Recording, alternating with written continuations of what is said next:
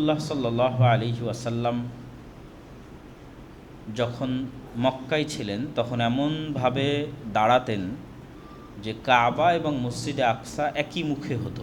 এটা মক্কা থেকে পসিবল, সম্ভব যে আমি কাবাকেও সামনে রাখবো এবং অ্যাট এ টাইমে মসজিদ আকসাকেও সামনে রাখবো এবং এইভাবে সালাত আদায় করব।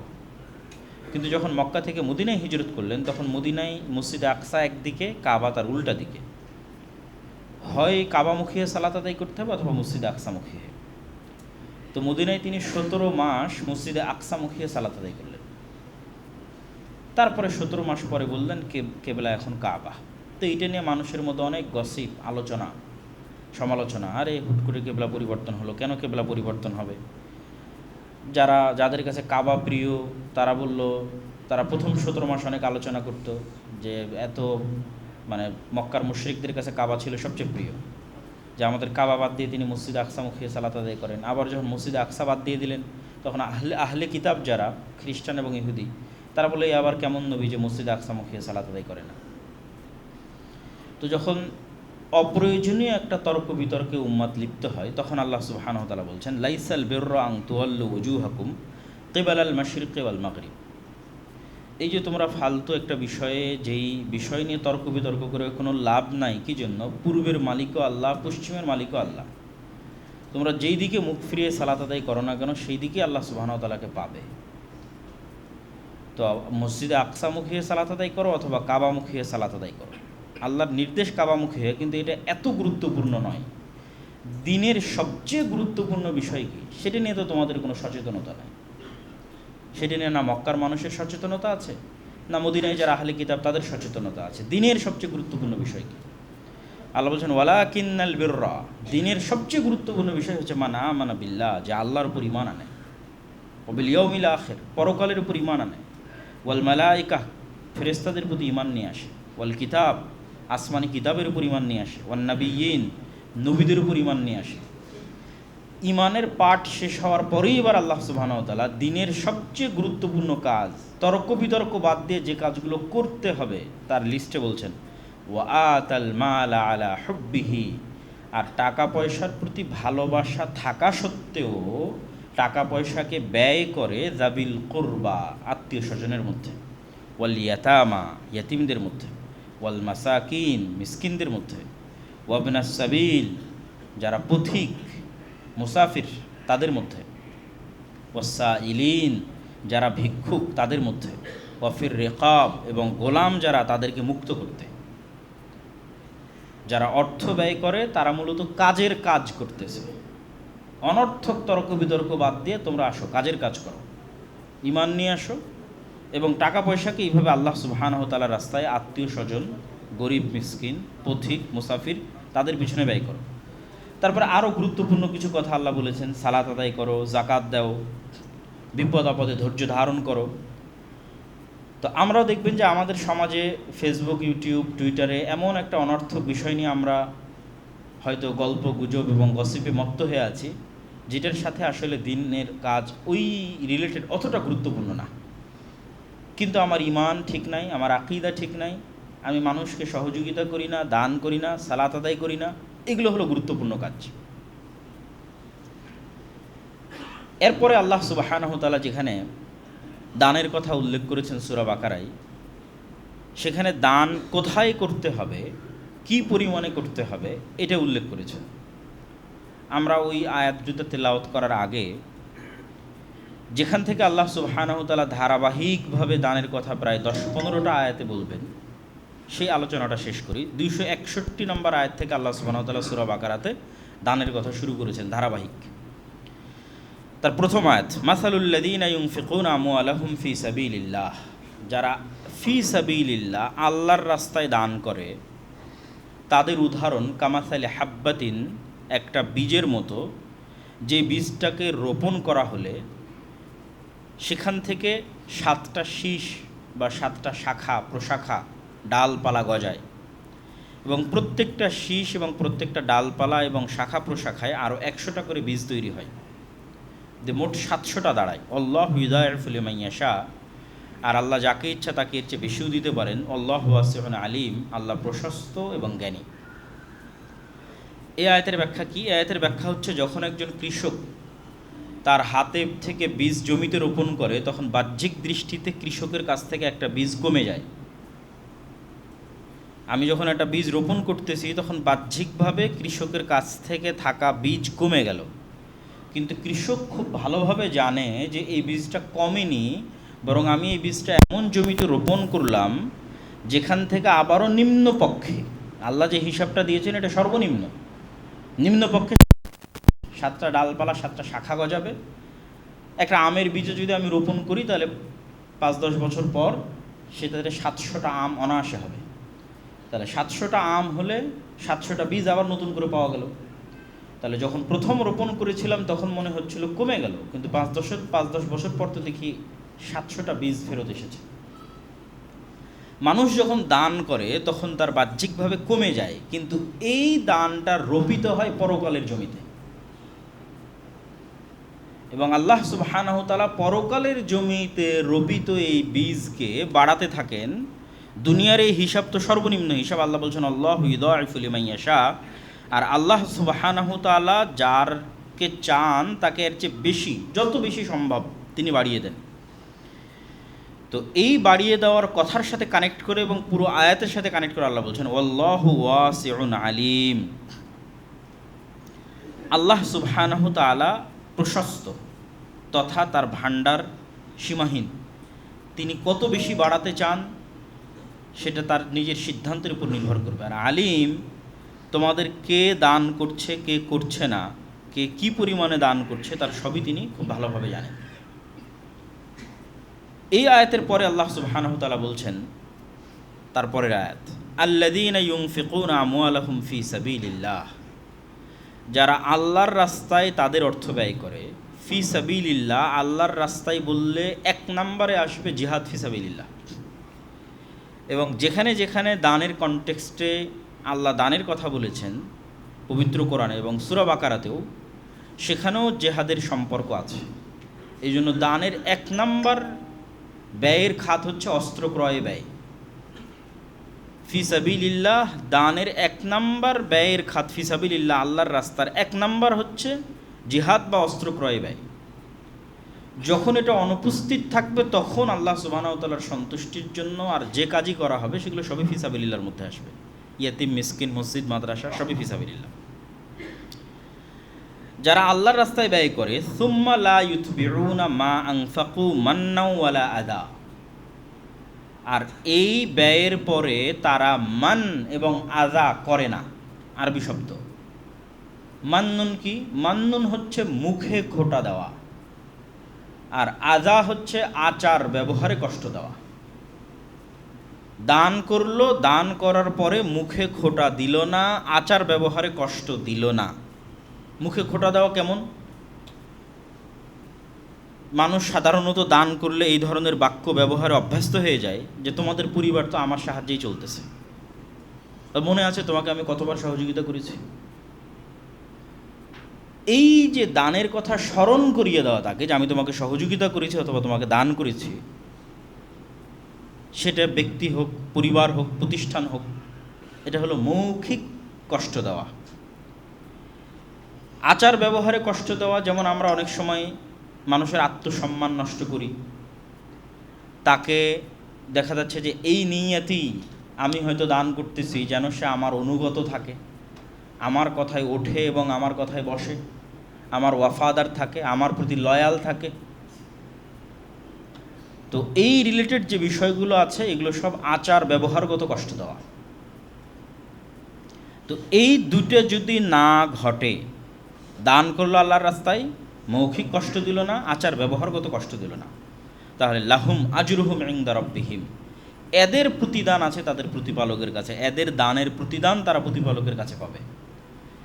আর যদি মৌখিক কষ্ট এবং আচার ব্যবহারগত কষ্ট দেওয়ার মাধ্যমে তার দান নষ্ট করে দিয়েছে, তাহলে এটার প্রতিদান তার রবের কাছে পাবে না। তাহলে লাহুম আজরুহুম ইনদা রাব্বিহিম ওয়ালা খাউফুন আলাইহিম ওয়ালা হুম ইয়াহজানুন, তাদের কোনো ভয় নাই, তাদের কোনো দুশ্চিন্তা নাই। ভয় নাই কিসের? ভবিষ্যতের। দুশ্চিন্তা নাই কিসের? অতীতের। ভবিষ্যতের ভয় নাই মানে কাল কিয়ামতের মাঠে কি হবে এই ভয় নাই। অতীতের দুশ্চিন্তা নাই মানে টাকাটা যে ব্যয় করলাম এটার আফসোস নাই, টাকাটা যে দান করে দিলাম এটার আফসোস অন্তরে তৈরি হবে না। আর টাকা দান করে দিব, কি খাবো, পরকালে কি হবে, এই মর্মে কোনো ভয় তৈরি হবে না। তাহলে তাদের অন্তরে কোনো ভয় নাই এবং তাদের অন্তরে কোনো দুশ্চিন্তা নাই। এবং এই আয়াত থেকে আমাদের যেটা শিখতে হবে সেটা হচ্ছে, আমরা যদি মনে মনে চিন্তা করি যে আমি কাউকে সহযোগিতা করেছি এবং তাকে খোটা দিয়েছি কিনা, তাহলে এই আয়াত থেকে শিক্ষা এটাই যে খোটা দিয়ে থাকলে আল্লাহর কাছে ক্ষমা প্রার্থনা করা এবং ভবিষ্যতে না দেওয়া, এটা হচ্ছে এই আয়াত থেকে শিক্ষা। এর পরের আয়াতে আল্লাহ সুবহানাহু ওয়া তাআলা বলছেন, ধারাবাহিক দানের আয়াত প্রায় 10-15টা, কওলুম মা'রুফুন ওয়া মাগফিরাতুন খায়রুম মিন সাদাকাতিন ইয়াতবাউহা আযা। মানুষ যদি আপনার কাছে বারবার চাইতে আসে, বারবার আপনার পক্ষে দেওয়া সম্ভব না হয়, আপনি তাকে ফিরিয়ে দিতে চান, তো আল্লাহ বলছেন কওলুম মা'রুফ, যদি ভিক্ষুক অথবা মিসকিন অথবা যেখানে দান করতে চাচ্ছ না ফিরিয়ে দিতে চাচ্ছ, তাহলে কওলুম মা'রুফ, ভদ্র ভাষায় ফিরিয়ে দাও। ওয়া মাগফিরাহ, যে তোমার থেকে দান গ্রহণ করেছে তার কোনো আচরণ যদি তোমাকে কষ্ট দেয় তাহলে ক্ষমা করে দাও। যাকে তুমি দান করেছো তার কোনো আচরণ তোমাকে কষ্ট দিয়েছে, তার থেকে তুমি শুকরিয়া আদায় করেছিলে, শুকরিয়া করেনি, কৃতজ্ঞতা চেয়েছিলে, কৃতজ্ঞ থাকিনি, অকৃতজ্ঞ হয়ে গেছে, সাধারণত হয়। মাগফিরাহ, তাহলে ক্ষমা করে দাও। কেন? তুমি দান না করে তাকে উত্তম কথা বলে বিদায় করে দিচ্ছ, অথবা তার কোনো আচরণকে তার কোনো কষ্টদায়ক আচরণকে ক্ষমা করে দিচ্ছ, এইটা ওই দান করার চাইতেও বেশি নেকি ইয়াতবাউহা আযা, যে দান করে তুমি মানুষকে খোঁটা দিবা। এই আয়াতের অর্থ বুঝাতে না পারলে সেটা আমার ব্যর্থতা। এই আয়াতের অর্থ হচ্ছে আমি দান না করেই বেশি নেকি পাচ্ছি এমন দানের চেয়ে, বা আমি যদি আরও স্পষ্ট বাংলায় বলি, অপমানজনক দানের চেয়ে সম্মানজনক প্রত্যাখ্যান আল্লাহর কাছে বেশি নেকিপূর্ণ। যে আমি একটা দান করলাম, দান করার পরে কথা শোনালাম, মিন সাদাকাতিন ইয়াতবাউহা আযা, কোরআনের আয়াত, দান করলাম, দান করে কথা শোনালাম, এইটার চাইতে বেশি নেকির কাজ দান করলাম না কিন্তু উত্তম ভাষায়, ভদ্র ভাষায় তাকে বিদায় করলাম, অথবা তার পক্ষ থেকে প্রাপ্ত কোনো কষ্টদায়ক আচরণকে ক্ষমা করে দিলাম। ওয়াল্লাহু গনিয়্যুন হালিম, আর আল্লাহ হচ্ছেন অমুখাপেক্ষী এবং সহনশীল। এইটার সাথে এই আয়াতকে আমরা রিলেট করব কী করে? প্রতিটা আয়াতের শেষে যে আল্লাহ তার গুণগুলো বলেন, এটা আয়াতের কথার সাথে কানেক্ট রেখে বলেন।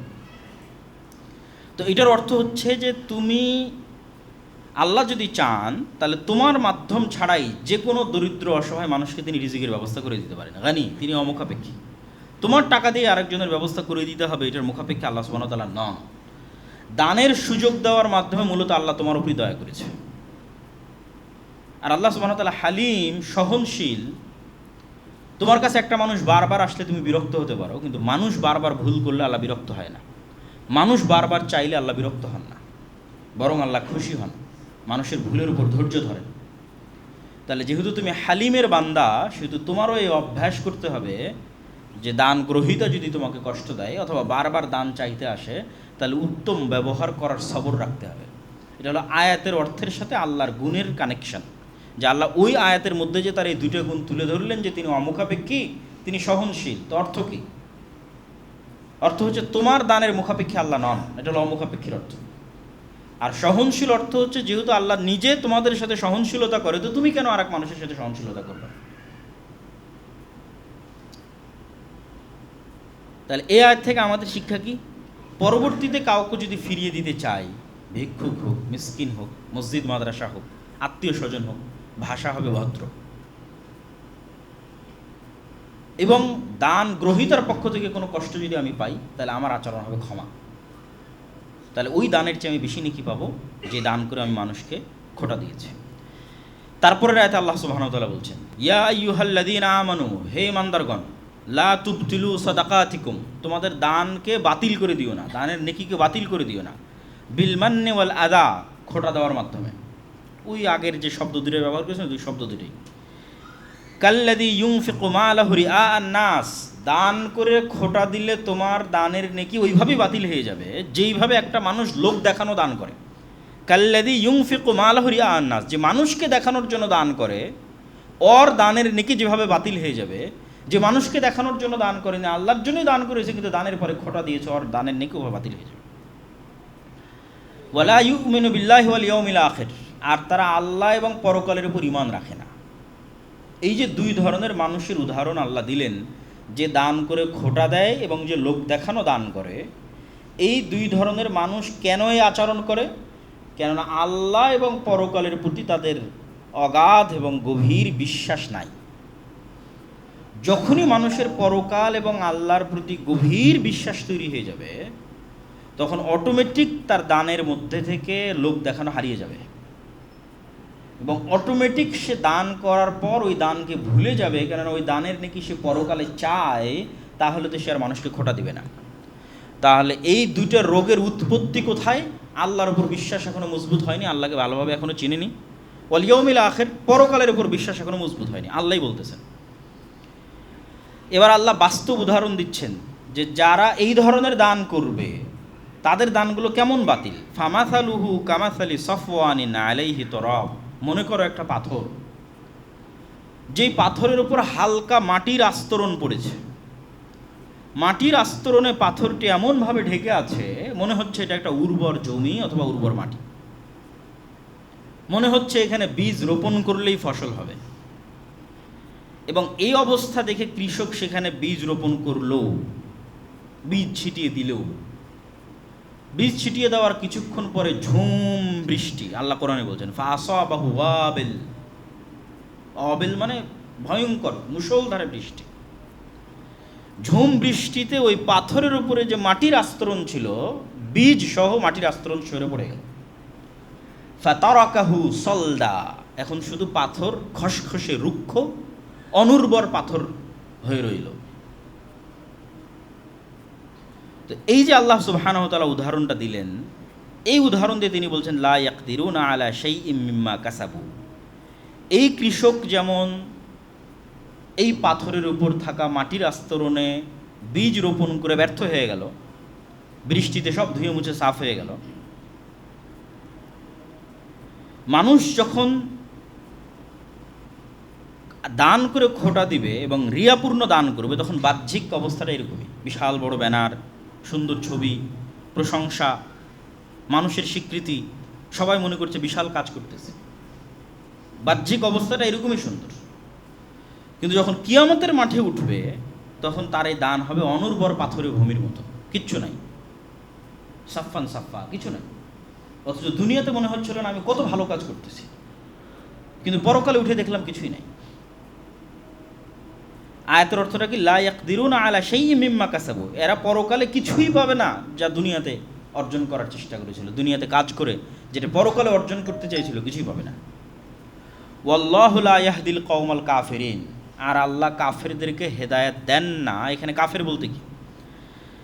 আল্লাহ সুবহানাহু তাআলার যে কোনো নিয়ামতের নাশুকরি হচ্ছে কুফরি। তো আল্লাহ সুবহানাহু তাআলার নেয়ামত হচ্ছে ধন সম্পদ, এই ধন সম্পদের মানুষ বিভিন্নভাবে কুফরি করতে পারে।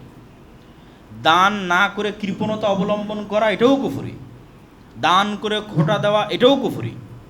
লোক দেখানো দান করা, এটাও কুফরি। আল্লাহু লা ইয়াহদিল কওমাল কাফিরিন, যারা এই ধরনের কুফরিতে লিপ্ত আল্লাহ তাদেরকে হেদায়েত দেবেন না। আয়াতের শেষের যে বাক্য থাকবে তার সাথে পুরো আয়াতের একটা কানেকশন থাকবে। তাহলে এই আয়াত থেকে আমরা কি শিখলাম? যে আমাদের দান যদি লোক দেখানো হয়, তাহলে সেই দান এইভাবে বাতিল হয়ে যাবে। এই জন্য আমাদের একটা দানের অংশ অবশ্যই গোপন থাকতে হবে। এটা হলো এই আয়াত থেকে শিক্ষা। পরের আয়াতে আল্লাহ সুবহানাহু ওয়া তাআলা বলছেন ওয়া মাসালুল লাযীনা ইউনফিকুনা আমওয়ালাহুম ইবতিগাআ মারদাতিল্লাহ। এখন তো উদাহরণ দিলেন লোক দেখানো আমলের, লোক দেখানো দানের। এবার উদাহরণ দিচ্ছেন যে দান সত্যি আল্লাহর জন্য হয়েছে, সেই দানটা কেমন। মাসালুল লাযীনা ইউনফিকুনা আমওয়ালাহুম ইবতিগাআ মারদাতিল্লাহ, যারা তাদের টাকা ব্যয় করেছে শুধু আল্লাহর সন্তুষ্টির জন্য, মারদাতিল্লাহ শুধু আল্লাহর সন্তুষ্টির জন্য, ওয়া তাসবীতাম মিন আনফুসিহিম, এবং তাদের অন্তরের যে স্থিতিশীলতা এইটা এই দানের সাথে যুক্ত আছে, অন্তরের দৃঢ় বিশ্বাস এই দানের সাথে যুক্ত আছে। তাহলে দুইটা শর্ত পাওয়া গেল। দুইটা শর্তের ব্যাখ্যা কি?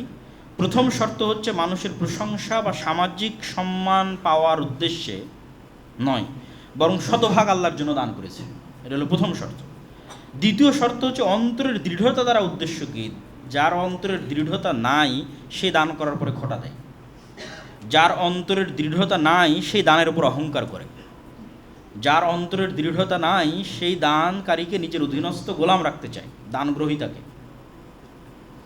তাহলে অন্তরের দৃঢ়তা এবং আল্লাহর সন্তুষ্টি দুইটা একত্রিত হলে লোক দেখানো বাদ হয়ে যাবে, দান করে খোঁটা দেওয়া বাদ হয়ে যাবে, নাফসের রোগ থেকে মুক্ত হয়ে যাবে।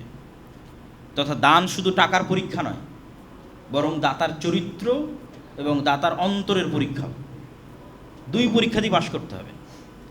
দান শুধু টাকার পরীক্ষা নয় যে আসলে দিয়ে দিলাম, না, আমার চরিত্র এবং আমার অন্তরের পরীক্ষাও। আমি কি আল্লাহর সন্তুষ্টির জন্য দিচ্ছি না লোক দেখানোর জন্য দিচ্ছি, এটাতেও পাশ করতে হবে। আমি কি দান করে মানুষকে খোঁটা দিচ্ছি, অহংকার করতেছি, খারাপ ব্যবহার করতেছি দান গ্রহীতার ওপর, ওই চরিত্রের পরীক্ষা তো পাশ করতে হবে। এই দুটো পরীক্ষায় যারা পাশ করবে তাদের উদাহরণ কেমন? কামাসালি জান্নাতিন বিরবওয়াতিন আসাবাহা ওয়াবিল, উঁচু জায়গায় খুবই উর্বর একটা জমি, সেই উর্বর জমিতে বিশাল বৃষ্টিপাত হয়েছে। ফাআতাত উকুলাহা দি'ফাইন, তারপর ওই জমির ফসল হয়েছে দ্বিগুণ। ফাইল্লাম ইউসিবহা ওয়াবিল, আর যদি বেশি বৃষ্টিপাত না হয়, হালকা বৃষ্টিপাত হয়, ফাতল, তবুও ওই জমির জন্য এই অল্প বৃষ্টিপাতই যথেষ্ট। তো যারা কৃষি সম্পর্কে অভিজ্ঞ তারা খুব ভালোভাবে জানে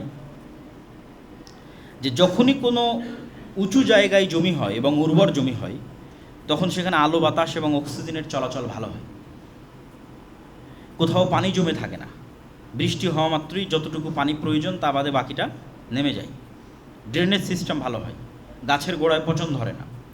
ফলত এরকম উঁচু জায়গায় যদি ভালো উর্বর জমি হয়, তাহলে এখানে যদি ভালো বৃষ্টিপাত হয়, তাহলে আল্লাহ বলছেন ফসল উৎপন্ন হবে দ্বিগুণ। আর যদি ভালো বৃষ্টিপাত না হয়, হালকা পাতলা বৃষ্টিপাত হয়, তাহলে ওই জমির জন্য যথেষ্ট, ফসল আবাদ হয়ে যাবে। এই উদাহরণ থেকে এই দানের সাথে কানেকশানটা কি? এই উদাহরণ থেকে এই দানের সাথে কানেকশান হচ্ছে, কারো অন্তরের যে জমিন, কারো অন্তরের জমিন যদি এই উঁচু জায়গায় হওয়ার যে গুণাবলী, এই গুণাবলীতে থাকে, যেমন ঈমান দ্বারা উর্বর হয়, ইখলাস দ্বারা উর্বর হয়, কি পরিমাণ দান করছেন এটা ধর্তব্য নয়, আপনার অন্তরের ঈমান এবং ইখলাস চরম উর্বর, উঁচু জায়গার জমির মতো।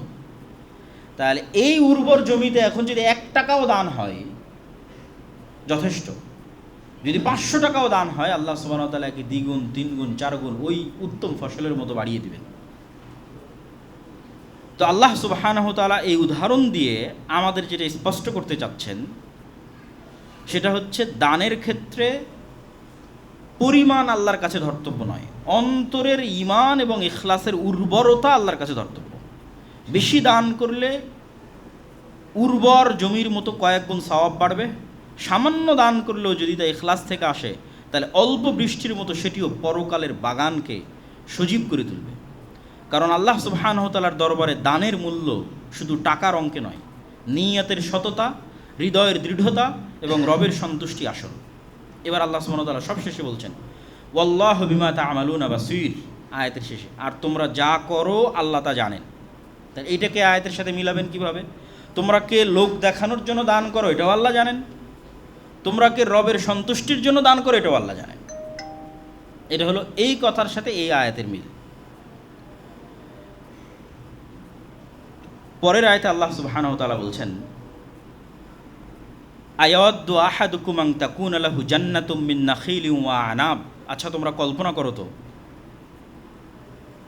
যে একজন বৃদ্ধ মানুষ যে সারা জীবন পরিশ্রম করে একটা সুন্দর বাগান তৈরি করেছে, আল্লাহ এই উদাহরণ দিচ্ছেন, এবং এই বাগানে খেজুরের গাছ আছে, আঙ্গুরের গাছ আছে, নানা ফলমূলের গাছ আছে, এবং এই বাগানের নিচ দিয়ে নদী নালা প্রবাহিত পাশ দিয়ে, আর এটিই তার জীবনের একমাত্র সঞ্চয়, শেষ বয়সের আশ্রয়। আর তার ছেলে মেয়ে অনেক দুর্বল, অত্যন্ত দুর্বল। তার ছেলে মেয়ের জন্য একমাত্র এই যে বাগানটা সে তৈরি করেছে এটাই সম্বল। ঠিক এই মুহূর্তে একটা আগুনবাহী ঝড় এসে পুরো বাগানটা পুড়িয়ে দিল। এই উদাহরণটা আল্লাহ দিচ্ছেন। এই উদাহরণের অর্থ কি? উদাহরণের অর্থ হচ্ছে, যদি এই বৃদ্ধ মানুষটি যুবক বয়সে এই ঘটনা ঘটতো, তাহলে সে আবারও চেষ্টা করে এরকম একটা বাগান তৈরি করতে পারত। কিন্তু এমন সময় এই আগুন এসে পুড়ে দিল যখন সে বার্ধক্যে পৌঁছে গেছে, শয্যাশায়ী, মৃত্যুশয্যায় শায়িত। এখন আর নতুন করে তার পক্ষে বাগান তৈরি করা সম্ভব নয়, আর তার সন্তানেরাও দুর্বল। তাহলে এই ক্ষতিটা কতটা ভয়াবহ তোমরা কি চিন্তা করতে পারো? এই কথা আল্লাহ সুবহানাহু ওয়া তাআলা কোরআন মাজিদে উদাহরণ দিয়ে বলতেছেন। তো এই উদাহরণের সাথে আমাদের দানের আলোচনায় আল্লাহ সুবহানাহু ওয়া তাআলা কী বুঝাতে চাচ্ছেন? আল্লাহ বুঝাতে চাচ্ছেন যে পরকালে নেক আমল হারিয়ে ফেলা এর চাইতে বেশি ভয়াবহ। আমি বার্ধক্য বয়সে আমার পুরো ব্যবসায়িক সাম্রাজ্য ধ্বংস হয়ে গেল, আমার পুরো কৃষি জমি ধ্বংস হয়ে গেল, এটা যতটা ভয়াবহ, পরকালে আমি আমার দুনিয়ার নেকি হারিয়ে ফেললাম, এটা হচ্ছে বেশি ভয়াবহ। দুনিয়াতে সালাত আদায় করেছি, সিয়াম পালন করেছি, দাওয়াতি কাজ করেছি, প্রতিষ্ঠান করেছি, মানুষকে সাহায্য করেছি, কিন্তু রিয়া, অহংকার, খোটা, মানুষের মনে আঘাত, জুলুম, এগুলো দিয়ে আমার এই আমলের বাগানকে আমি পুড়িয়ে দিয়েছি। দুনিয়াতে ক্ষতিগ্রস্ত হলে মানুষ নতুন করে চেষ্টা করতে পারে, কিন্তু মৃত্যু এসে গেলে নতুন করে আমল করার আর সুযোগ থাকে না। পরকাল থেকে পৃথিবীতে ফিরে আসার আর সুযোগ থাকে না। যে আমলের উপর ভরসা করেছিল সে, যে আমলের উপর ভরসা করে সে পরকালে উঠেছিল, পরকালে দেখছে তা পুড়ে ছাই হয়ে গেছে। তাহলে তার অনুতাপ ওই মৃত্যুসজ্জায় শায়িত ব্যক্তির চেয়ে বেশি হবে, যে তার মৃত্যুসজ্জায় দেখতেছে তার পুরো বিজনেস ইন্ডাস্ট্রি পুড়ে গেল। এই আয়াত শুধু দানের জন্য, দানের ব্যাপারে নয়, সকল নেক আমলের ব্যাপারে আল্লাহ সুবহানাহু ওয়া তাআলার পক্ষ থেকে সতর্কতা, যে শুধু নেক আমল করেই তুমি ক্ষান্ত হয়ে গেলে না, ওই নেক আমলকে রক্ষাও করতে হবে। কী থেকে রক্ষা করতে হবে? রিয়া, অহংকার, জুলুম, মানুষকে কষ্ট দেওয়া, এগুলো থেকে বাঁচানোর মাধ্যমে ওই নেক আমলটাকে রক্ষা করতে হবে, যাতে পরকালে উঠে না দেখো যে পুড়ে ছাই হয়ে গেছে। কেন তখন আর ফিরে এসে আমল করার সুযোগ থাকবে না। এই আয়াত থেকে আমরা কি শিখব? এই আয়াত থেকে আমাদের জন্য যেটা শিখার, সেটা হচ্ছে আমরা এমন একটা আমল চিন্তা করি, যে আমল আমি করি কিন্তু ওই আমলটা আমারই কোনো আর এক আমলের কারণে নষ্ট হয়ে যাচ্ছে, এবং ওই আমলটাকে আমি কিভাবে বাঁচিয়ে রাখবো এটার পরিকল্পনা করি, যেন পরকালে আমার এই আমল ধ্বংস না হয়ে যায়। তারপরে আল্লাহ সুবহানাহু ওয়া তাআলা বলছেন, সবই দান কেন্দ্রিক আয়াত, ধারাবাহিক সূরা বাকারায়, ইয়া আইয়ুহাল্লাযীনা আমানু আনফিকু মিন তাইয়্যিবাতি মা কাসাবতুম। এতক্ষণ মোট 4টা উদাহরণ দিয়েছেন আল্লাহ সুবহানাহু ওয়া তাআলা। এতক্ষণ একটা উদাহরণ দিয়েছিলাম, সর্বপ্রথম জমিতে বীজ রোপণ করলো, 700টা হলো, যেন পরকালে বীজ রোপণ করলো আল্লাহ আরও বাড়িয়ে দিবে। 2 নম্বর উদাহরণ দিয়েছি আমরা কি, কেউ নিষ্ঠার সাথে দান করলো, যেন উঁচু উর্বর জমি, অল্প বৃষ্টিপাত হলেও যথেষ্ট, বেশি বৃষ্টিপাত হলে কয়েক গুণ বাড়িয়ে দিবে। তাহলে অন্তরে ইখলাস আছে, অল্প দান করলেও সমস্যা নেই, বেশি দান করলে তো নূরুন আলা নূর, 2 গুণ 4 গুণ 5 গুণ বাড়িয়ে দিবে আল্লাহ। 3 নম্বর উদাহরণ কি ছিল? একটা পাথর, সে পাথরের ওপর মাটির আস্তরণ, বীজ রোপণ করলাম, বৃষ্টি এসে সব ধুয়ে মুছে সাফ করে দিল, এটা লোক দেখানো এবং খোটা দেওয়া। 4 নম্বর কি ছিল? বৃদ্ধ বয়সে দেখলো যে তার পুরো বাগান পুড়ে যাচ্ছে, পুরো বিজনেস ইন্ডাস্ট্রি পুড়ে যাচ্ছে, কিয়ামতের মাঠে উঠে দেখছে দুনিয়ার সব আমল বাদ হয়ে গেছে। এতক্ষণ যাবৎ আমরা এই 4টে উদাহরণ আল্লাহ কোরআনে তুলে ধরেছেন, আমরা আলোচনা করলাম। এবার আল্লাহ কি বলছেন? এবার আল্লাহ সুবহানাহু ওয়া তাআলা দান যে করবেন, আপনার সম্পদটা কেমন হওয়া উচিত, কি থেকে দান করবেন সেটার কথা বলছেন। ইয়া আইয়ুহাল্লাযীনা আমানু, হে ইমানদারগণ, আনফিকু, দান করো, মিন তাইয়্যিবাতি মা কাসাবতুম, তোমাদের উত্তম অর্জন থেকে, তোমাদের যে উত্তম রিজিক আছে সেটা থেকে দান করো। মিম্মা খারাজনা লাকুম মিনাল আরজ, আর তোমাদেরকে আমি আল্লাহ মাটি থেকে যা উৎপাদন করে শস্য দানা দিয়েছি সেটার থেকে দান করো। ওয়ালা তায়াম্মামুল খাবিসা মিনহু তুনফিকুনা ওয়ালাস্তুম বিআখিযি, এত নিকৃষ্ট, পচা ধচা, অকেজো জিনিস দান করিও না যেটা তোমাদেরকে দিলে তোমরা নিজেরাই নিবে না। তোমাদেরকে যদি দেওয়া হয় তাহলে তুমি নাক সিটকাবা। আং তুকমিদু ফি, মানে নাক সিটকানো, চোখ বন্ধ করে আসা। ওয়া আলামু, আর জেনে রাখো, আন্নাল্লাহ গানিয়ুন হামিদ, আল্লাহ মুখাপেক্ষী এবং আল্লাহ চির প্রশংসিত, সদা প্রশংসিত। তো এই আয়াতের মধ্যে আল্লাহ সুবহানাহু ওয়া তাআলা তাইয়্যিবাত, উত্তম, উত্তম মানে 2 দৃষ্টিতে উত্তম হতে হবে। এক, হালাল, হারাম ইনকাম, চুরি করা, ডাকাতি করা, দুর্নীতি করা, মিথ্যা বলে ইনকাম করা, অবৈধ উপায়ে ইনকাম করা, সুদের মাধ্যমে ইনকাম করা আল্লাহ গ্রহণ করবেন না দান, কারণ আল্লাহ নিজে পবিত্র, তিনি গ্রহণ করবেন না। 2 নম্বর কি, মানে কোয়ালিটিতে উত্তম। এই আয়াত যখন অবতীর্ণ হয় তখন মসজিদে নববীতে আহলুস সুফফা নামে একদল সাহাবী থাকতো, যাদের জন্য মদিনার মানুষেরা খেজুরের দানা এবং আঙ্গুরের দানা মসজিদে নববীতে ঝুলিয়ে যেত। তো এমনও মানুষ এই কাজ করতো যে তার খেজুরগুলোর মধ্যে যেটা একটু হালকা পচা পচা ভাব হয়েছে, আঙ্গুরগুলোর মধ্যে যেটা হালকা পচা পচা ভাব হয়েছে, ওগুলো এসে এখানে ঝুলিয়ে দিয়ে যেত। তখন আল্লাহ সুবহানাহু ওয়া তাআলা আয়াত অবতীর্ণ করে বললেন, যেটা যদি পাল্টা তোমাকে দেওয়া হয় তুমি নিবা না। তাহলে দান মানে তোমার ডাস্টবিন নয়, দান মানে তোমার অপ্রয়োজনীয় জিনিস ফেলে দেওয়ার জায়গা নয়, তোমার অপ্রয়োজনীয় কাপড় চোপড় বা ইত্যাদি ফেলে দেওয়ার জায়গা নয়। দান মানে তোমার সর্বোত্তমটা দিতে হবে, মিন তাইয়্যিবাতি মা কাসাবতুম, হালাল এবং তোমার প্রিয় উত্তমটা দিতে হবে। আর ওয়া আলামু আন্নাল্লাহা গানিয়্যুন হামিদ, আর জানো আল্লাহ অমুখাপেক্ষী কি, যে তোমার দানের প্রয়োজন নাই, তোমাকে আল্লাহ তোমার দানের প্রয়োজন নাই যে তোমাকে এই ধরনের দান করতে হবে, আল্লাহ মুখাপেক্ষী। তোমার দান ছাড়াই উনি দাওয়াতি কাজও চালিয়ে নেবে, মসজিদ মাদ্রাসাও চালিয়ে নেবে, জিহাদও চালিয়ে নেবে, সবই চালিয়ে নেবে, গরিব মিসকিনও খাওয়ার ব্যবস্থা করে দেবে। অর্থাৎ দান করলে ভালোটা করো। আর হামিদ আল্লাহ সুবহানাহু ওয়া তাআলা সদা প্রশংসিত। তাহলে এই আয়াত থেকে কি শিখবেন? এই আয়াত থেকে আমরা শিখব যে আমি এমন একটা কিছু দান করার চেষ্টা করি যেটা আমার কাছে প্রিয়, এরকম একটা খুঁজে বের করি এবং আমার প্রিয় জিনিস দান করি। এবার দানটা কোথায় করব সেটা আল্লাহ সুবহানাহু ওয়া তাআলা কোরআন মাজিদে বলতেছেন। ইয়াসআলুনাকা মাযা ইউনফিকুন, তারা আপনাকে জিজ্ঞেস করে কি দান করব। এটার ব্যাখ্যায় মুফাসসিরিন ইকরাম লিখেছেন কতটুকু পরিমাণে দান করব। তখন আল্লাহ বললেন পরিমাণের দরকার নাই, তোমরা তোমাদের সাধ্য অনুযায়ী দান করো, কিন্তু কোথায় দান করবে এটা মনে রাখতে হবে। কোথায় দান করবে? ফালিল ওয়ালিদাইন, এক নম্বর বাপ মায়ের পিছনে ব্যয় করো। আমরা কোথায় ব্যয় করব বা কতটুকু ব্যয় করব, এটার উত্তরে আল্লাহ কতটুকু ব্যয় করব তার উত্তর না দিয়ে বলছেন কোথায় ব্যয় করবে সেটা ঠিক করো। এক নম্বর পিতামাতার পিছনে ব্যয় করো, ওয়াল আকরাবিন নিকট আত্মীয়ের পিছনে ব্যয় করো, ওয়াল ইয়াতামা এতিমদের পিছনে ব্যয় করো, ওয়াল মাসাকিন মিসকিনদের পিছনে ব্যয় করো, ওয়াবনিস সাবিল পথিকদের পিছনে ব্যয় করো, ওয়ামা তাফআলু মিন খাইরিন ফাইন্নাল্লাহা বিহি আলিম, আর তোমরা প্রত্যেক যে কল্যাণের কাজ করবে সেই কল্যাণের কাজ সম্পর্কে আল্লাহ জানেন।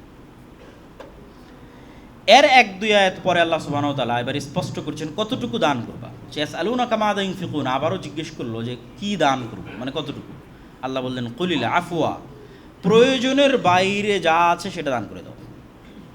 তোমার দৈনন্দিন প্রয়োজন, মাসিক প্রয়োজন, ফ্যামিলি, সন্তান সন্ততি, এই প্রয়োজনের বাইরে যা আছে সেটা আল্লাহর রাস্তায় ব্যয় করো। এবার এরপরের আয়াতে আল্লাহ সুবহানাহু ওয়া তাআলা দান করতে মানুষের অন্তরে যে বাধাগুলো তৈরি হয় সেটা নিয়ে আলোচনা করছেন। আল্লাহ বলছেন আশ-শাইতানু ইয়াইদুকুমুল ফাকর, এতক্ষণ যে দানের লম্বা উদাহরণ দিলাম, এবার হয়তো আপনি সিদ্ধান্ত নিচ্ছেন দান করবেন। তো দান করার যখন সিদ্ধান্ত নেবেন তখন শয়তান এসে আপনাকে ভয় দেখাবে। আল্লাহ বলছেন আশ-শাইতানু ইয়াইদুকুমুল ফাকর, শয়তান দারিদ্রতার ভয় দেখাবে, যে টাকা দিলে কমে যাবে, ছেলে মেয়ে কীভাবে পড়বে, ওইটা কীভাবে হবে, বাসা কীভাবে কিনবেন, জমি কীভাবে কিনবেন, ফ্ল্যাট কীভাবে কিনবেন, গাড়ি কীভাবে কিনবেন। ইয়াইদুকুমুল ফাকর, দারিদ্রতার ভয় দেখায়। ওয়া ইয়া'মুরুকুম বিল ফাহশা, শয়তান যেমন একদিকে দানের চিন্তা করলে দারিদ্রতার ভয় দেখায়, ওই জায়গাতেই শয়তান উল্টা আবার অন্যায় এবং অপব্যয়ের পথে খরচ করার আদেশ দেয়। যখন কক্সবাজার ঘুরতে যাওয়ার দরকার হয়েছে অথবা কোনো কিছু অপচয় করার দরকার হয়েছে, মার্কেটিং, শপিং, রেস্টুরেন্ট, তখন ওই শয়তানই আবার অন্তরের মধ্যে দিয়েছে আরে এত টাকা জমা করে কী হবে, একটু ঘুরে ফিরে শেষ করো না, একটু খেয়ে দিয়ে শেষ করো না। আল্লাহ কোরআনে এইভাবে বলছেন। শয়তানের দুটো বিপরীত চরিত্র আল্লাহ তুলে ধরছেন। আর শয়তান ইয়াইদুকুমুল ফাকর, যখন দান করতে যাবা তখন সারা দুনিয়ার সব কাজ স্মরণ করাই দিবে। তোমার ছেলে মেয়ের এটা আছে, মেয়ের বিবাহ আছে, ফ্ল্যাট কিনা আছে, গাড়ি কিনা আছে, উমুক তুমুক, অতএব দান করিও না, দারিদ্রতার ভয়। এবার যখন অপচয়ে রেস্টুরেন্ট, ঘোরা ফেরা, আড্ডা, সেটাতে যখন খরচ করতে হবে তখন আরও উৎসাহ দেয়। ওয়া ইয়া'মুরুকুম বিল ফাহশা, যখন অন্যায়ের পথে খরচ করতে যাবে তখন শয়তান তোমাকে উৎসাহ দিবে যে দুনিয়াটা অল্প দিনের খাই দিয়ে শেষ করো, খরচ করো, এত জমা করে কী করবা, আনন্দ করো। এবার আল্লাহ বলছেন আমি কি করি, ওয়াল্লাহু ইয়াইদুকুম মাগফিরাতাম মিনহু ওয়া ফাদলা, আর আমি আল্লাহ তোমাদেরকে দুটো ওয়াদা দিই। শয়তান তোমাদের একটা ভয় দেখায় আর একটা আদেশ দেয়, আর আমি আল্লাহ দুটো ওয়াদা দিই। আমি ওয়াদাবদ্ধ মাগফিরা, শয়তান তোমাদেরকে যতই গুনাহ করাক আমি ওয়াদা দিচ্ছি ক্ষমা করে দেবো, আসো ফিরে আসো। ইয়াইদুকুম মাগফিরা, আল্লাহ তোমাদেরকে ক্ষমার ওয়াদা দিচ্ছেন। ওয়া ফাদলা, আর আমি তোমাদেরকে ওয়াদা দিচ্ছি দান করো, আমি বাড়িয়ে দেব। শয়তান ভয় দেখাচ্ছে দারিদ্রতার, আমি তোমাদেরকে আশ্বাস দিচ্ছি, আশ্বস্ত করছি যে আমি বাড়িয়ে দেব, এবং আমি তোমাদেরকে আশ্বস্ত করছি শয়তান তোমাদের গুনাহ করাচ্ছে, আমি ক্ষমা করে দেব। ওয়াল্লাহু ওয়াসিউন আলিম, আর আল্লাহ সুবহানাহু ওয়া তাআলা প্রশস্ত। ওই আগের 4-5 আয়াত পূর্বে আল্লাহ বলেছিলেন যে আল্লাহ প্রশস্ত, মানে আল্লাহ অনেক ধনী। যেটা একটা হাদিসে এসেছে যে সারা পৃথিবীর সব মানুষ এক জায়গায় একত্রিত হয়ে যদি তাদের সকল চাওয়া আল্লাহর কাছে চায়, আর আল্লাহ যদি সব একবারে দিয়ে দেয়, একদম আদম থেকে কিয়ামত পর্যন্ত সকল মানুষ জিন সবার চাওয়া যদি আল্লাহ একবারে পূরণ করে দেয়, তাহলে সমুদ্র থেকে সুঁই ডুবিয়ে উঠালে যতটুকু সমুদ্রের পানিতে কমতি হবে, আল্লাহর ধনভাণ্ডারে অতটুকু কমতি হবে না। এটাই হলো ওয়াসে, আমি প্রশস্ত, আমার কাছে কমতি নাই, অতএব আমার কাছে প্রতিদান চাও। আর আল্লাহ সুবহানাহু ওয়া তাআলা ওয়াদা দিলে তিনি লঙ্ঘন করেন না। তাহলে এই আয়াত থেকে শিক্ষা কি? লেখেন, চিন্তা করেন যে কি অর্থ আপনি অপ্রয়োজনে ব্যয় করতেছেন, আবার ঠিক ওই অর্থটা আপনি দান করতে গেলে ভয় পাচ্ছেন। অপ্রয়োজনের ব্যয় কমান, আল্লাহর রাস্তায় দান করেন। তারপর আল্লাহ সুবহানাহু ওয়া তাআলা বলছেন, ইউতিল হিকমাতা মান ইয়াশা ওয়া মান ইউতাল হিকমাতা ফাকাদ উতিয়া খায়রান কাসীরা। এটা মোটামুটি আলোচনার আল্লাহ শেষের দিকে চলে এসেছে। এটার একটা আলামত হচ্ছে এই ধরনের কথা।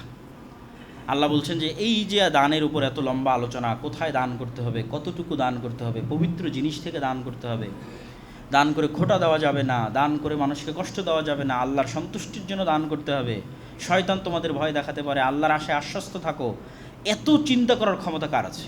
ইউতিল হিকমাতা মান ইয়াশা, আল্লাহ যাকে হিকমত দেয় সে এই জিনিসগুলো বুঝতে পারবে। ওয়া মান ইউতাল হিকমাতা ফাকাদ উতিয়া খায়রান কাসীরা, আর যাকে আল্লাহ হিকমত দিয়েছে তাকে আল্লাহ অসংখ্য কল্যাণ দিয়েছে। ওয়া মা ইয়াযাক্কারু ইল্লা উলুল আলবাব, আর এরকম হিকমত ছাড়া, প্রজ্ঞা ছাড়া, জ্ঞান ছাড়া আল্লাহর আয়াত থেকে কতজনই বা শিক্ষা নিতে পারে? আল্লাহর আয়াত থেকে তারাই শিক্ষা নিতে পারে যাদের এত কিছু চিন্তা করার, গবেষণা করার, বুঝার ক্ষমতা আল্লাহ সুবহানাহু ওয়া তাআলা তাদেরকে দিয়েছে। ওয়ামা আনফাকতুম মিন নাফাকাতিন আও নাযারতুম মিন নাযারিন ফাইন্নাল্লাহা ইয়ালামুহু ওয়ামা লিয-যালিমিনা মিন আনসার। তোমরা দান করো অথবা মানত পূরণ করো, আল্লাহ সুবহানাহু ওয়া তাআলা সেটা জানেন। ওয়ামা লিয-যালিমিনা মিন আনসার, আর জালেমদের কোনো সাহায্যকারী নাই। অনেক সময় মানুষের মনে হতে পারে যে আমি গোপনে দান করলাম, আল্লাহ হয়তো জানেন না। আল্লাহ বলতেছেন তুমি গোপনে করো, মানত মানো, প্রকাশ্যে করো, সদা সর্বদা আল্লাহ জানেন যে তুমি কি দান করছো। আর জালেমদের সাহায্যকারী নাই। কিসের জুলুম? দান না করেও জুলুম হতে পারে, দান করেও জুলুম হতে পারে, দানের নামেও জুলুম হতে পারে। দান না করে জুলুম কি? ওই যে অর্থ আটকে রাখলো, কৃপণতা, জুলুম। আর দান করে জুলুম কি? তা তো আপনারা শুনলেনই, বিস্তারিত আলোচনা আল্লাহ করলেন যে দান করেও কীভাবে জুলুম হয়। তারপরে আয়াতে আল্লাহ সুবহানাহু ওয়া তাআলা বলছেন, ইন তুবদুস সাদাকাত ফানি'ম্মা হিয়া, তোমরা যদি প্রকাশ্যে দান করতে চাও খুব ভালো কথা, কোনো সমস্যা নেই। গোপনে রিয়ার ভয় বা ইত্যাদির ভয়ে গোপনেই দান করতে হবে, এটা যদি কেউ ভুল মেসেজ নিয়ে থাকে, তাহলে আল্লাহ বলছেন ইন তুবদুস সাদাকাত ফানি'ম্মা হিয়া, যদি প্রকাশ্যে দান করতে চাও কোনো সমস্যা নাই। ওয়া ইন তুখফুহা ওয়া তুতুহাল ফুকারা, আর যদি গোপন রাখতে চাও এবং গোপনে দান করো, ফাহুয়া খায়রুল লাকুম, তাহলে এটা বেশি উত্তম। প্রকাশ্যে দান করলে কোনো সমস্যা নাই, কিন্তু গোপন রাখলে বেশি উত্তম। ওয়া ইউকাফির আনকুম মিন সাইয়্যাতিকুম, তোমাদের দানের মাধ্যমে আল্লাহ সুবহানাহু ওয়া তাআলা তোমাদের গুনাহকে মিটিয়ে দিবেন। ওয়াল্লাহু বিমা তা'মালুনা খাবীর, আর তোমরা যাই করো না কেন সে সম্পর্কে আল্লাহ সুবহানাহু ওয়া তাআলা খুবই অবগত। প্রকাশ্যে দান করলে কি নিয়তে দান করতেছো, রিয়া না সত্যি আল্লাহর সন্তুষ্টি, সেটাও আল্লাহ জানেন। আর যদি গোপনে দান করতেছো সেটাও আল্লাহ সুবহানাহু ওয়া তাআলা জানেন। তারপরে রাতে আল্লাহ সুবহানাহু ওয়া তাআলা বলছেন, লাইসা আলাইকা হুদাহুম ওয়ালাকিন্নাল্লাহা ইয়াহদি মান ইয়াশা ওয়া মা তুনফিকু মিন খাইরিন ফালিআনফুসিকুম ওয়া মা তুনফিকুনা ইল্লা ইবতিগা ওয়াজহিল্লাহ ওয়া মা তুনফিকু মিন খাইরিন ইউওয়াফা ইলাইকুম ওয়া আনতুম লা তুযলামুন। এত লম্বা দানের নির্দেশনা আসার পর কিছু কিছু সাহাবী দান করতে উদ্বুদ্ধ হলেন, কিন্তু নিজের অমুসলিম কাফের মুশরিক আত্মীয় স্বজনকে দান করলেন না বা করতে চাচ্ছেন না। অথচ অমুসলিম কাফের মুশরিক আত্মীয় দানের হকদার, মানে অসহায়, গরিব। কেন করতে চাচ্ছেন না? করব যদি ইসলাম গ্রহণ করে, এই মানসিকতা থেকে। এবার আল্লাহ সুবহানাহু ওয়া তাআলা বলছেন, লাইসা আলাইকা হুদাহুম, হেদায়েতের দায়িত্ব তো আমি তোমাদেরকে দেইনি। ওয়ালাকিন্নাল্লাহা ইয়াহদি মান ইয়াশা, হেদায়েত তোমাদের দায়িত্ব, দাওয়াত দেওয়া, হেদায়েত দেওয়ার দায়িত্ব আল্লাহর। আল্লাহ যাকে ইচ্ছা তাকে হেদায়েত দেবেন। ওয়া মা তুনফিকু মিন খাইরিন ফালিআনফুসিকুম, তোমরা যা দান করবা এটা তোমাদের জন্যই। ওয়া মা তুনফিকুনা ইল্লা ইবতিগা ওয়াজহিল্লাহ, দানের সাথে অন্য কিছু যুক্ত করিও না, শুধু আল্লাহর সন্তুষ্টি। শর্ত দিও না যে কেউ যদি মুসলিম থেকে অমুসলিম থেকে মুসলিম হয় তবে দান করবো, এরকম শর্ত দিও না। কেউ যদি আমার অনুগত থাকে, কেউ যদি আমার পক্ষে কথা বলে, আমাকে তাদের অনুষ্ঠানে ডাকে, মানে এরকম কোনো দুনিয়াবি চাওয়াকে শর্তযুক্ত করিও না দানের সাথে। ওয়া মা তুনফিকু মিন খাইরিন ইউওয়াফা ইলাইকুম, আর তোমরা যা দান করবা তার পুরোটাই আল্লাহ সুবহানাহু ওয়া তাআলা কিয়ামতের মাঠে তোমাদের পূরণ করে দিবেন। ওয়া আনতুম লা তুযলামুন, আর তোমরা মাজলুম মানে বঞ্চিত হবে না। দান করেছো, কিয়ামতের মাঠে তার পাল্টা প্রতিদান পাবে না, বঞ্চিত হয়ে যাবে, এটা নয়, যদি এই শর্তগুলো তোমরা পূরণ করো। তাহলে এই আয়াত থেকে আল্লাহ সুবহানাহু ওয়া তাআলা মানবিক যে সহায়তাগুলো আমরা করে থাকি, সেটা যদি অমুসলিমও হয় মানবিক দৃষ্টিকোণ থেকে, কোনো ক্ষুধার্ত, বিপদগ্রস্ত, অ্যাক্সিডেন্ট, তাহলে মানবিক দৃষ্টিকোণ থেকে যে দানগুলো হয় এই দানগুলোর ক্ষেত্রে অন্য কিছুকে যুক্ত করা যাবে না। সহিহ আকীদার কিনা, বেদাতি কিনা, মুসলিম কিনা, অমুসলিম কিনা, মানবিক দৃষ্টিকোণ থেকে যে দানগুলো হবে এই দানগুলো নিঃস্বার্থভাবে হতে হবে। তাহলে কাউকে দান করার সময় এই আশা রাখা যে সে আপনার দলের, আপনার মতের, আপনার প্রতিষ্ঠানের, আপনার দাওয়ার এগুলোর প্রতি বাধ্য থাকবে, কানেক্টেড থাকবে, এই আশাবাদ দিতে হবে। এই আশা বাদ দিয়ে আল্লাহ সুবহানাহু ওয়া তাআলা দান করতে বলছেন। আল্লাহ বলছেন হেদায়েতের দায়িত্ব তোমার নয়, হেদায়েতের দায়িত্ব আল্লাহর। এবার আল্লাহ সুবহানাহু ওয়া তাআলা দানের ক্ষেত্রে এমন একটা বিষয়ের দিকে দৃষ্টি আকর্ষণ করতেছেন যেটা খুবই জরুরি। কেননা আমাদের কাছে দান মানে শুধু ছেঁড়া কাপড়, কান্না, আবেদনপত্র, দরজায় দাঁড়িয়ে থাকা, বারবার ফোন আসা, এগুলো দিয়ে আমরা দানকে মেপে দেখি। কিন্তু কোরআন শেখাচ্ছে প্রকৃত অভাবী অনেক সময় নীরব থাকে, চেহারায় ক্লান্তি থাকে কিন্তু মুখে হাসি থাকে, মনে সংকোচ, কথায় বাকপটু নয়, চোখে লজ্জায় স্পষ্ট। এইসব মানুষকে বুঝতে সেন্সিটিভ অনুভূতি শক্তি দরকার। আল্লাহ বলছেন লিল ফুকারা ইল্লাযীনা উহসিরু, ওই সমস্ত গরিবদের কথা চিন্তা করো, ওই সমস্ত ফকির মিসকিনদের কথা চিন্তা করো। আল্লাযীনা উহসিরু ফি সাবিলিল্লাহ, যারা আল্লাহর রাস্তায় জিহাদ করে, আল্লাহর রাস্তায় দাওয়াত দেয়, পুরো সময়টা আল্লাহর রাস্তার জন্য ব্যয় করে দিয়েছে। লা ইয়াস্তাতিউনা দারবান ফিল আরজ, আলাদা কোনো রুজিরুটি করার মতো সময় বা ব্যবস্থাপনা সে করতে পারেনি, সক্ষম হয়নি। ইয়াহসাবুহুমুল জাহিলু আগনিয়া, তোমাদের মতো অজ্ঞ মানুষরা মনে করে যে সে তো খুব ভালোই আছে। কেন মনে করে ভালো আছে? মেনা তাআফফুফ, তার মধ্যে যে আত্মমর্যাদা আছে, লজ্জা আছে, সংকোচ আছে, এই কারণে তুমি মনে করো সে তো খুব ভালো আছে। অথচ তাকে চিনবা কি দিয়ে? আল্লাহ বলতেছেন তার সবচেয়ে বড় আলামত লা ইয়াসআলুনা নাসা ইলহাফা, এরা মানুষের কাছে চাইবে না, এটাই এদের সবচেয়ে বড় আলামত। এটা দিয়েই তোমাকে চিনতে হবে যে আমার আশেপাশে যারা চাচ্ছে, আর বাইরেও আমার একটা দানের সার্কেল লাগবে। যে চাচ্ছে না তাদের কথা আল্লাহ সুবহানাহু ওয়া তাআলা স্মরণ করিয়ে দিচ্ছে। কে সে? যার অন্তরে লজ্জা, সংকোচ, মুখে হাসি কিন্তু ভিতরে অনেক কষ্ট। এই না চাওয়া গ্রুপ তোমাকে খুঁজে বের করতে হবে। ওমা তুনফিকু মিন খাইরিন ফাইন্নাল্লাহা বিহি আলিম, আর তোমরা প্রত্যেক যা কল্যাণকর আল্লাহর রাস্তায় দান করবা, আল্লাহ সুবহানাহু ওয়া তাআলা এগুলো খুব ভালোভাবে জানেন এবং তোমাদের প্রতিদান আল্লাহ সুবহানাহু ওয়া তাআলা দিবেন। তো দান করার ক্ষেত্রে এই আদেশ আল্লাহ সুবহানাহু ওয়া তাআলা কেন দিলেন?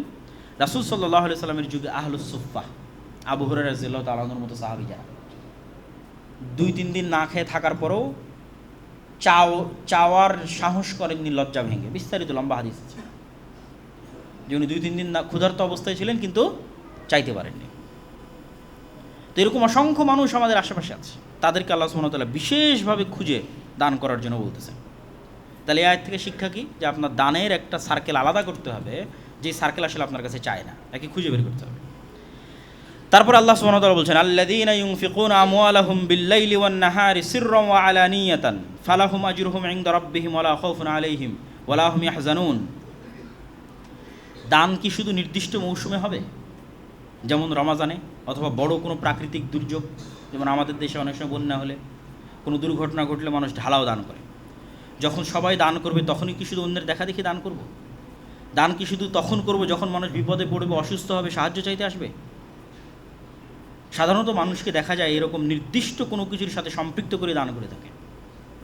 অথচ আল্লাহ এই শেষ আয়াত, দান কেন্দ্রিক শেষ আয়াতে দানকে সম্পূর্ণ স্বতন্ত্র ও সদা সর্বদা চলমান একটি ইবাদত হিসেবে পরিণত করার জন্য বলতেছেন।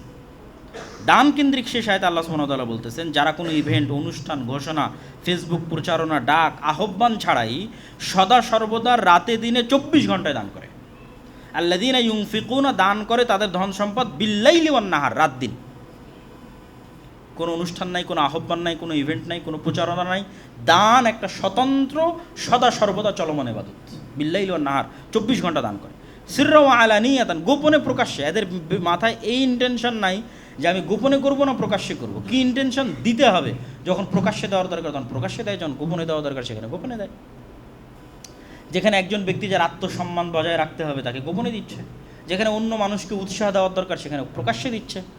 তাহলে তার ইন্টেনশনে এগুলো থাকে না, যেহেতু সে দানকে একটা সদা সর্বদা চলমান স্বতন্ত্র ইবাদত বানিয়ে নিয়েছে এবং রাত দিন 24 ঘন্টা দান করে, সুতরাং গোপন আর প্রকাশ্য বলে তার কাছে কিছু নাই। পরিবেশ পরিস্থিতি অনুযায়ী যখন যেটা হয় তখন সে সেটা করে।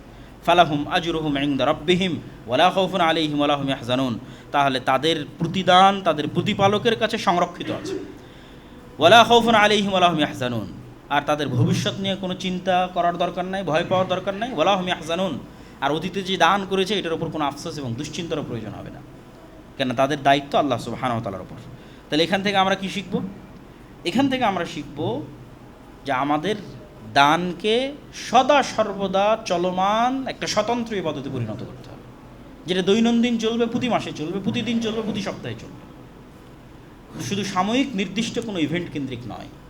তাহলে এই যে ধারাবাহিক আমরা প্রায় 15টা বা 16টা আয়াত আল্লাহ সুবহানাহু ওয়া তাআলা একটার পর একটা সূরা বাকারার 260 থেকে 275 পর্যন্ত দান কেন্দ্রিক আয়াতগুলোর যে সারমর্ম এবং সামারি ফুটে উঠলো, তাতে আমার মনে হয় না যে দান কেন্দ্রিক কোনো বিধিবিধান আল্লাহ সুবহানাহু ওয়া তাআলা এই আয়াতগুলোতে বাদ দিয়েছেন। কোথায় দান করতে হবে, কাকে দান করতে হবে, কী পরিমাণ দান করতে হবে, কোন নিয়তে দান করতে হবে, কেমন সম্পদ দান করতে হবে, দান করার পর সম্পদটা যেন নষ্ট না হয়, দান করলে কি কি প্রতিদান পাওয়া যাবে, লোক দেখানো দানের উদাহরণ কেমন, খোটা দেওয়া এবং কষ্ট দেওয়া দানের উদাহরণ কেমন, সব আল্লাহ সুবহানাহু ওয়া তাআলা এখানে স্পষ্ট করে তুলে ধরেছে এই সবগুলো আয়াত থেকে। যদিও এরপরে আল্লাহ সুদের আলোচনা শুরু করতেছে 275 আয়াত থেকে, কেননা দানের সবচেয়ে বিপরীত বিষয়টাই হচ্ছে সুদ, সবচেয়ে বিপরীত বিষয়টাই।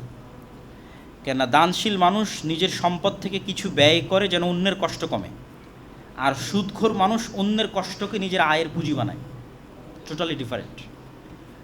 এই জন্য এবার এরপরে সুদের বিষয়ে আল্লাহ ভয়ঙ্কর যে কথাবার্তাগুলো আছে সেগুলো বলা শুরু করবে 275 থেকে 76, 77 কয়েক আয়াত যাবত। তো আমরা আমাদের আজকের এই দান কেন্দ্রিক সূরা বাকারার যতগুলো আয়াত আজকে আমরা আপনাদের সামনে তেলাওয়াত করলাম এবং যেগুলোর ব্যাখ্যা এবং বিশ্লেষণ করলাম, সেগুলো থেকে আল্লাহ সুবহানাহু ওয়া তাআলা আমাদেরকে শিক্ষা নেওয়ার, ভূমিকা নেওয়ার এবং প্রত্যেকটা আয়াতের সাথে একটা করে সিদ্ধান্ত আমরা জানিয়েছি, এই সিদ্ধান্তগুলো বাস্তবায়ন করার। কোথাও জানিয়েছি একটা দান আপনার গোপন হতে হবে, কোথাও জানিয়েছি আপনি যদি খোটা দিয়ে থাকেন চিন্তা করেন আর খোটা দিবেন না, কোথাও বলেছি যে আপনি স্বতন্ত্র সদা সর্বদা চলমান দান করবেন, কোথাও বলেছি যে আপনার প্রিয় জিনিসটা খুঁজে বের